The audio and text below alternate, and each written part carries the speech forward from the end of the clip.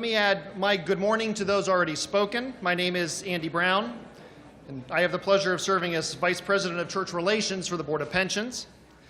This means that I get to work with our regionally assigned church consultants, those folks whom you see and hear from regularly as our face of the board. I also get to work with colleagues from both the Board of Pensions and from OGA on fun data stuff. And yes, I think data stuff can be fun, and this is what's setting the stage for the presentation. You're supposed to nod. Data can be fun. I hope at the end of this conversation you agree. I'm joined in presenting this first session by Tim Cargal, Assistant Stated Clerk for Preparation for Ministry, and Kris Valerius, Assistant Stated Clerk for Denominational Roles and Statistics. Yeah.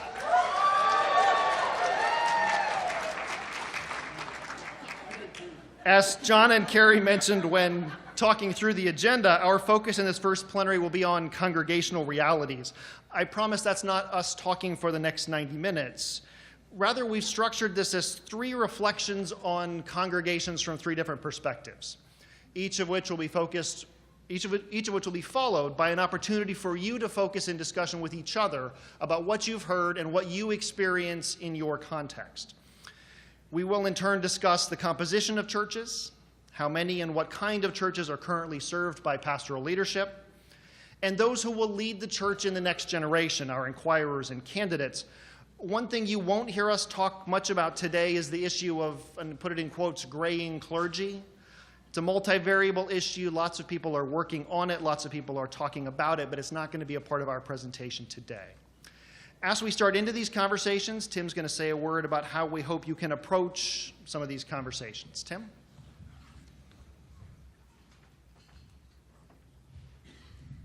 Thank you, Andy, and thank you to all of you for being here. As Andy has already mentioned, we're going to be looking at some statistics, and so the numbers are what the numbers are.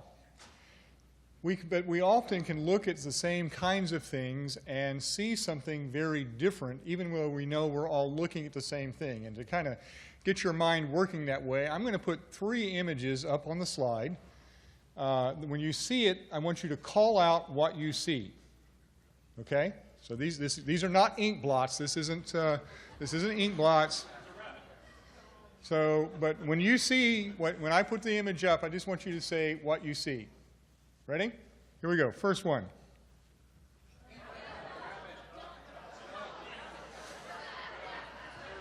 So, if you think that the image is looking off to my left, your right, what do you see?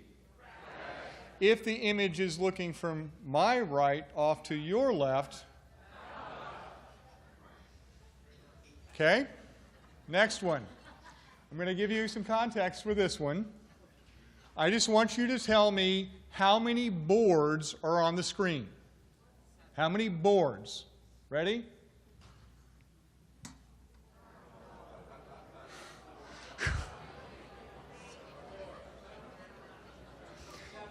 If you,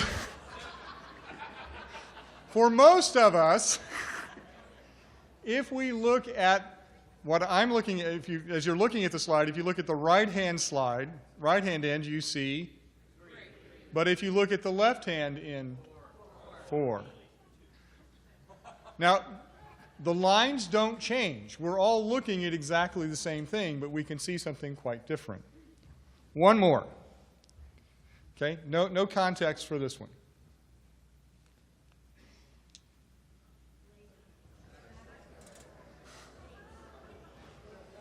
Some of you are saying you see a woman's face, and some of you are saying you're seeing a guy playing a saxophone. You know, I never actually saw the guy playing the saxophone until I started using this in presentations. I always saw a guy with a top coat being whipped in the wind.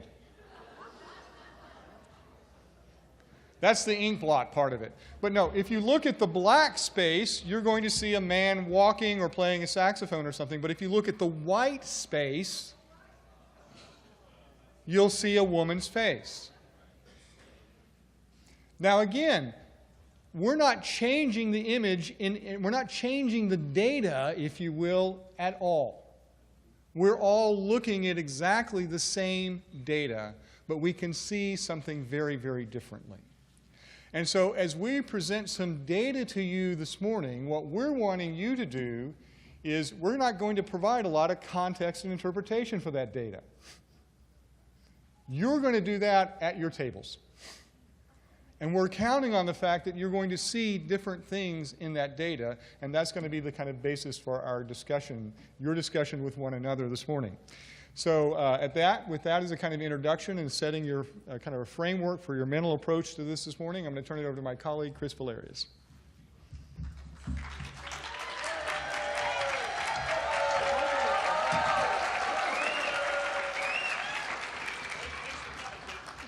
Thank you for being here. Thank you for the wonderful reception to be here today. So when we first started talking about this, I realized I look at the stats all the time. I look at the data, it comes by, you see it, but I need to start looking at this with new eyes, just the same way we want you to look at this. So I'm going to look at two pictures, 2016 compared to 2006. That's how we're going to frame this. So when it comes to membership in our churches and the size of our churches, one of the first things I was struck with is that the graph doesn't look much different in 2006 than it did in 2016. It's very similar line. The only difference is it's a little lower. Only big difference. We hear over and over again people talking about the size of our congregations. When you look at the year 2006 compared to 2016, 150 members or less, 62% to 72%. People keep saying to us that we are a tall steeple church. And if we look at that, we're only 4%. And tall steeple here refers to 600 members or more. 600 members or more. And that's only changed in the last 10 years from 4% 6%. Not much different. The middle area has changed probably the most out of this group. The 151 to 600 members. And I had to do some pretty large pieces to even come up with some good percentages. I was in a presbytery a couple years ago, and I like to go look at the bulletin boards in the churches and presbyteries because you see all kinds of neat things on the wall. And one of the things I noticed was a flyer asking the churches in that presbytery that were 200 members or more, because they are small churches, to come to a gathering.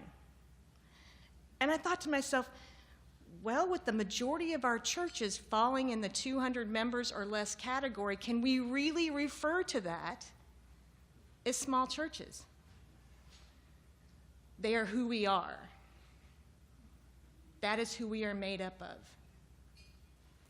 The other thing that surprises me on a regular basis is that we hear lots of people talking about we need to consult with our tall steeple churches because they have a pulse of what's going on. If only 4% of our churches fall in that category, their view of this denomination is going to be very different than that 72 category of 150 members or less. But yet we always want to go way up here instead of realizing we are here. The other piece that I hear quite a bit is the idea of a healthy church. We have some 75-member churches that are incredibly healthy. They have maintained their membership for 10, 15 years. Not dropping, gaining a little here, losing a little there, but on average, maintaining that membership. Knowing that, that's a pretty healthy church. Why not embrace the fact of who we are instead of thinking who we might have been or who we were?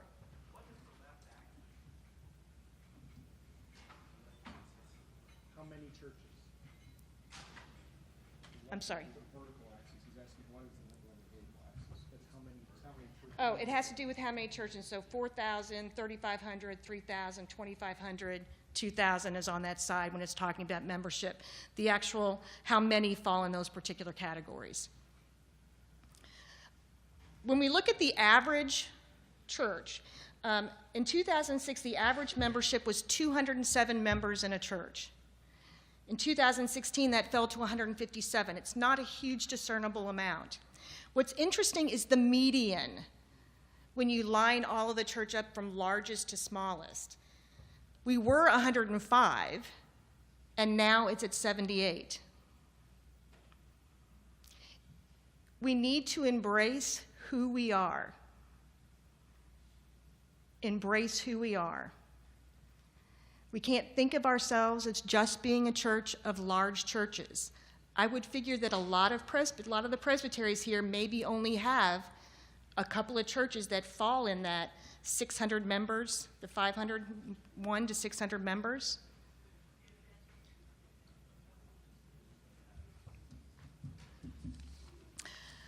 A few years ago, I was working with a D-Min student. This was probably, I want to say it was back around 2010.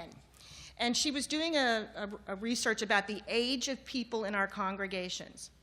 And one of the things she found as she was getting the data is that it didn't fit the perspective that she was coming from. And I found it very interesting as well. After we did this every year, I kind of kept a chart to go with it. And what's strange is it hasn't changed much. I did it in circles so that you can see the circles don't look all that different. The numbers haven't changed all that much. A third is still in the category of 66 and over, but the bottom half hasn't changed all that much. I hear all the time we need to bring more young people in the church. Well, surprisingly enough, it has been 13 or 14% over the last 20 years. There's not been a big drop of it leaving. The other thing, when we think about churches leaving this denomination, it's not hitting any one particular category. The next largest category is 26 to 45, and it has been 26 to 45 for a number of years. We're not doing as bad as we think. Even if you look in this room, I bet you we fall very similar to these categories. Well, I don't know there's many of us 25 and under in the room, but other than that, I would bet proportionately we fall about the same area, percentage-wise.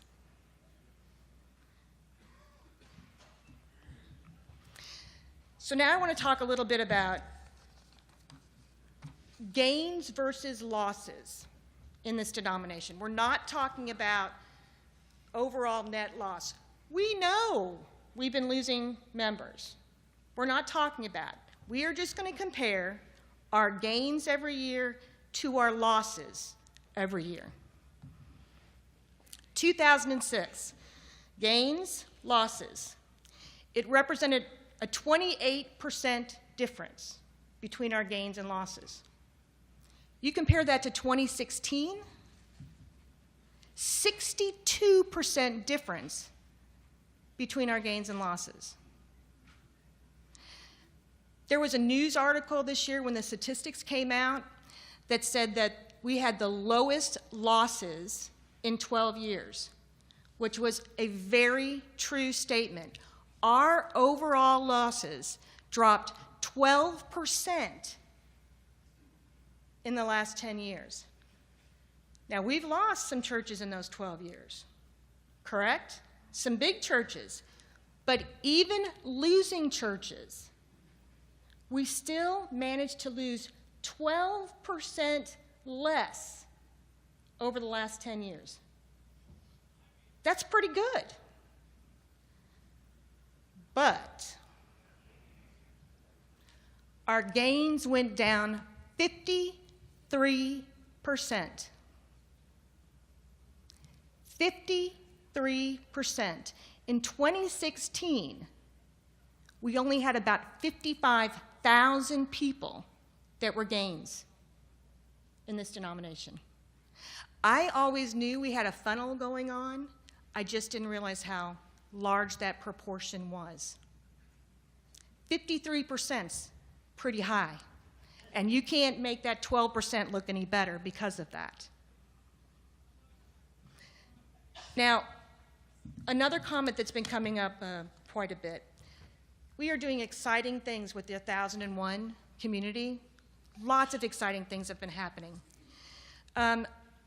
There are 55% of our presbyteries that have at least one NCD fellowship or a new worshiping community. 55% is pretty good. If you break that down by new worshiping communities, 41% of our presbyteries have a new worshiping community among them. If we break that down to an NCD or fellowship, only 35% of our presbyteries have an NCD or fellowship. And it's estimated about those NCD and fellowships would probably represent about 6,000 people. Now, 6,000 people is not going to make a large impact on overall denominational statistics, but it will make a huge impact in your middle governing body. Huge impact there. Two things. To repeat what the Stated Clerk said earlier, it is easy to lament the past and instead of to celebrate what it is that we have. And we should be celebrating what we have because we have an abundance at our fingertips. The other thing I want to reiterate is, it is our faith that moves us forward, reminding ourselves all things are possible with God's help. We tend to forget that.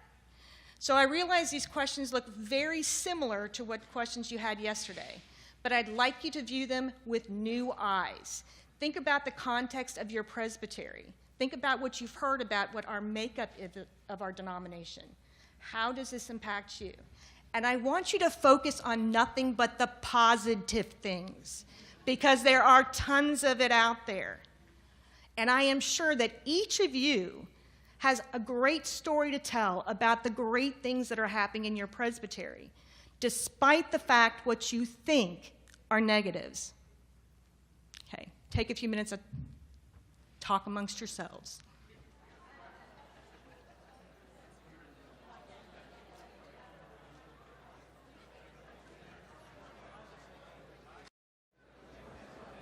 Welcome back. I hope your table talk was meaningful and that you heard something that you can take back to your own context and use as you do your work in your council. We've received a number of requests already by notes passed to the podium, text message, one Facebook message, and we can take a hint when you're taking pictures of slides with your phone, you like data too. Yay! And you want the slides, and we'll make the slides available on the app after our presentation, so you can take this and continue to work it. As I mentioned earlier, the Board of Pensions has an interest in both data and churches. The intersection of those two, data about churches, is too much for us to resist, so we end up digging in. I am indebted to both Kris and my board colleague Raymond Bonwell for hours of work producing and aligning reports to get us to hopefully meaningful results. Our interest at the board, as you can imagine, is primarily focused around individuals who serve our churches, those pastors and others who are employed by these churches, and particularly those who receive benefits from the church through that employment. My few slides will align the buckets of church size data that Kris used in her section, and it will surprise precisely none of you that the vast majority of our congregations are family-sized or pastoral-sized communities. Kris noted that 72% of our congregations are in those top three buckets, 150 members or fewer. And 4% at the bottom, 600 or more, those bottom three buckets, about 4% of our churches. With that framework set, I want to turn our attention to the churches which have and don't have pastoral leadership. We aligned the year-end congregation sizes from the clerk's statistics with our year-end billing and found pretty much what you'd expect us to find. This fourth column is how many churches in each of those categories have a teaching elder, a minister, enrolled in pastor's participation. How many have a minister, whether that relationship is enrolled as installed, interim, or temporary by whatever title, has a minister of the word and sacrament enrolled for benefits. This isn't about how many positions there are, how many jobs there are, although we'll get to that. Rather, this is about how many churches have a minister in leadership. and goes to the question of the experience of being a member of one of those churches. Starting at the bottom of the chart, there is one missing church in the 1,500 plus bucket. It's an identified reporting anomaly, so I can say with confidence that every church of 1,000 members or more has at least one pastor on staff. Breaking news, right? Dateline St. Louis, man says obvious thing. Stay with me. There are only 4 churches in that 600 to 1,000 group that don't show a minister on staff enrolled for benefits. Those are, I would guess, timing differences. That's a place where a pastor or perhaps 2 pastors have left that staff and the new one is not yet on the scene. But these are almost certainly not situations where that church has decided to forgo pastoral leadership on a permanent basis and do something new or different. That logic extends, I believe, to the 21 churches, less than 3%, of that group between 300 and 600, who did not report a pastor receiving benefits. There are interim or timing questions in play in most of those scenarios. And I imagine that could be said for the 174 churches in that 151 to 300 grouping. There may be some churches in there who are intentionally without pastoral leadership in favor of some other model, but not most of them, certainly. No, much of that 12%, I imagine, was seeking a pastor at year end. At the other end of the spectrum, the top of the table, the 0 to 50 category, about 1 in 7 churches of 50 members or fewer had pastoral leadership with benefits through the board. That leaves, in bands 2 and 3, the 3,500 churches between 50 and 150. And while more than half of the 50 to 100 group and more than 3/4 of those between 100 and 150 have leadership with benefits, there are about 1,400 churches without. And just as I described in the lower third of the table, some of this certainly is a coincidence of timing. Some of these churches did not have leadership on December 31st, but do by now, by the time we're gathered here in October. But there are churches among that number who do not and believe that they will not again. I see some heads nodding, that's good. So why am I spending time on this? What am I getting at? More heads nodding, that's not good, okay. I said earlier I was trying to get at the experience of being a church member, and to do that, we need another couple of columns. Don't let white space go unused, they taught me. There are a lot of churches in that top cohort, right? But objectively, there are not a lot of members. If you look at the total, the sum of members that belong to different sizes, remember that we said that just about every church over 300 members had a minister in pastoral leadership. More than half of our aggregate denominational membership belongs to a church in one of those 4 bottom rows. Another 20% is in that 151 to 300 group, where we noted few churches without ministers. The experience for more than 70% of Presbyterians is of installed pastoral leadership. Let me pause to say this is not a presentation writing off or devaluing small churches. It is exactly the opposite. It is an expression of hope that steady professional ministerial leadership might be available to more of those churches that make up the bulk of our congregations. So to get to that end, we need more and different data, and I'm out of white space, so I'll create some by removing a couple of columns, collapsing some others. There we go. And add, I told you I was going to get to the jobs. Here are the jobs. These are the number of installed positions in each group. So we're changing the category just a little bit. You'll note that the top 4 rows have more ministers in pastors' participation than they have installed pastors, the result of enrolled interims and temporary supplies, and that the bottom 4 rows have more than one installed position per church, the result of associate pastors being enrolled for benefits. As I implied earlier, looking at the number of congregations and the number of installed pastors shows what I would look at as opportunity in the 50 to 150 membership bands for the addition of installed pastor positions. Positions that could grow the number of available calls and extend life-giving pastoral relationships to more churches. The first question that comes to my mind, and I'm sure yours when we think about what would it take to do that, is how would they afford that? So let's look at some averages. Averages are problematic. I will be the first to say that averages are problematic. I tried to come up with something clever about the average of a smorgasbord being a pork chop covered in chocolate sauce, whipped cream, and a cherry or something. They couldn't get there, so you'll be glad I didn't do that. But averages are what we have, and they're a window into contemplation of the subject. So let's look at some averages.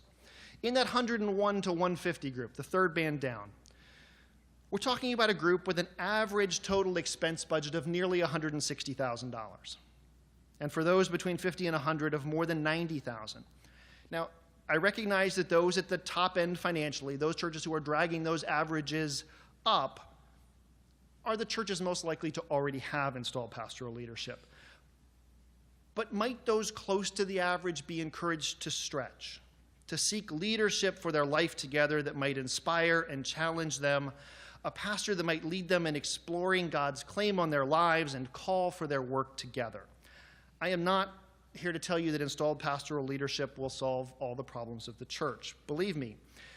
But I will say that I believe it to be a vehicle to stability and health, a mark to a surrounding community of an intention to stay at it for the long haul in that place, and a worthy investment in active ministry. So round two, with all of that fun data to look at, contemplate these three questions if you would. In what ways do the national data reported match your local church circumstance? What did you see in that data that had you nodding your head? In what ways is your community different? Where did you find yourself saying, he doesn't understand what things are where I am? And what would it mean in your context to encourage installed pastoral leadership where it isn't present today? Tim's going to call us back together in a couple of minutes. It's 11:20 now. Let me suggest if you need a break, take one at the end of your table conversation here before Tim comes back up. Tim will present, we'll talk one more time, and we'll get you on your way to lunch. Thanks for being here.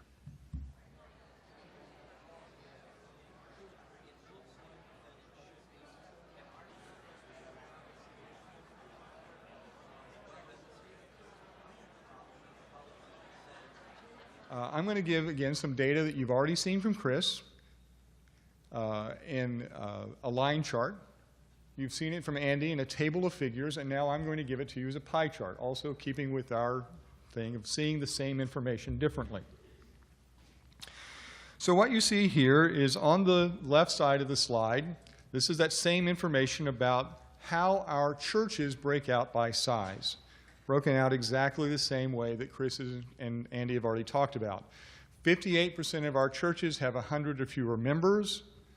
30% of our churches fall in the 100 to 300 member range, 8% of our churches in the 300 to 600, and only 4% of our churches more than 600. On the right-hand side is how many of our Presbyterians are in each of those same groupings.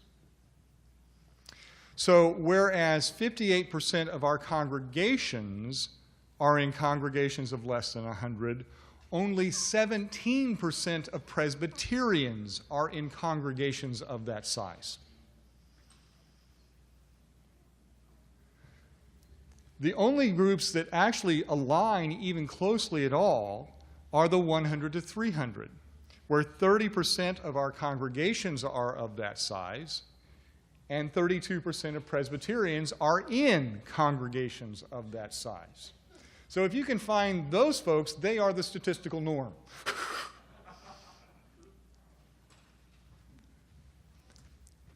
Churches of 300 to 600, 8% of our churches, but 21% of our members. They are overrepresented by a factor of 3. And when you get to our largest congregations, only 4% of our churches have more than 600 members, but almost a third of Presbyterians attend those churches. So when you ask normative questions, if we were to survey all Presbyterians about, well, what's a small church? And we were just literally hearing this at the table. churches under 200 are small churches. Not according to this. But we know why people think that. Because half of our members are in churches of 300 or more. Okay? Now, again, that's kind of summarizing. What I really want to draw your attention to is how that compares to the congregations our inquirers and candidates come from. What is their experience of the church? Okay? I don't know if this is politically correct anymore, but I grew up hearing the phrase, more Catholic than the Pope. Our inquirers and candidates are more Presbyterian than the average Presbyterian, which means that they skew very highly toward our largest congregations. 4% of our congregations have 600 members or more, but only but the group that's the closest in size among inquirers and candidates is those from churches of 100 or fewer, and only 6% of our inquirers and candidates come from churches of that size. If we take together all of those from 300 or more, remember that's 50% of our congregations, but it's 2/3 of our inquirers and candidates. Again, the only group that's even close to matching, and they don't match as closely for inquirers and candidates as they do for members generally, are those from congregations of size of 100 to 300. So the experience of being a Presbyterian in a congregation for our statistically normal inquirer or candidate is quite different than what our church looks like as a whole. There's another way in which our inquirers and candidates look different than the church as a whole. And that's how the racial ethnic distribution of our inquirers and candidates, called racial, ethnic, and gender distribution. So what I've done here, this is all reflecting basically the same data. It's just that because some of the pie slices get small, and so to break out the gender in the pie slice gets a little hard. So what you have in the bar charts are the breakdown of gender for the different racial ethnic categories. Okay? But what you will notice is that among our inquirers and candidates, only 1/3 look like me, white male. 1/3. Anybody want to make a guess as to how many teaching elders who are currently active, not retired, so let's say under age 65, what percentage of our teaching elders are white male who are under age 65?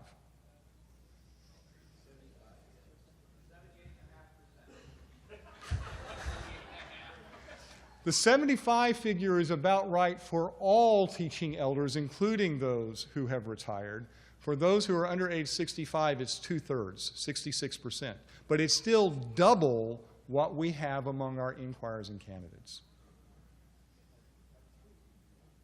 Double what we have among our inquirers and candidates.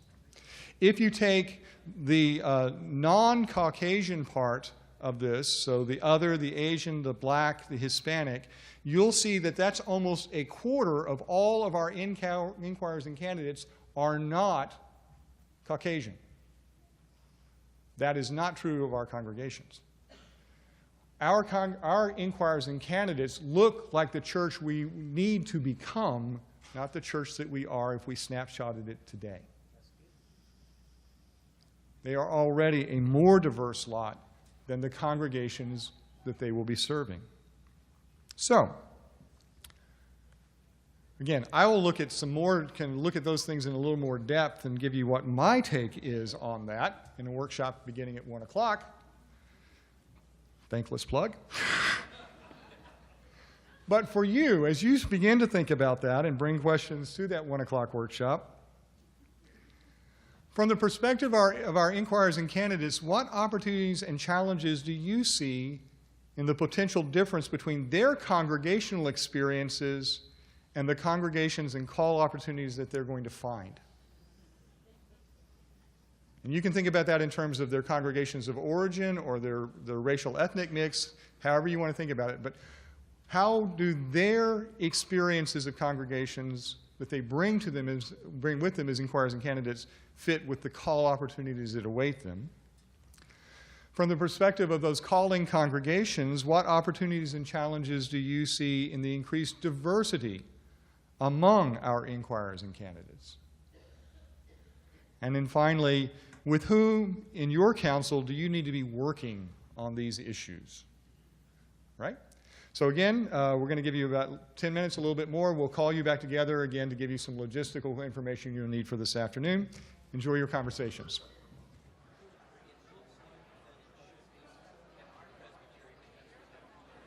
On behalf of the team here at the table, I want to say thank you. Thank you for engaging in this conversation. Thank you for taking data seriously, because data matter.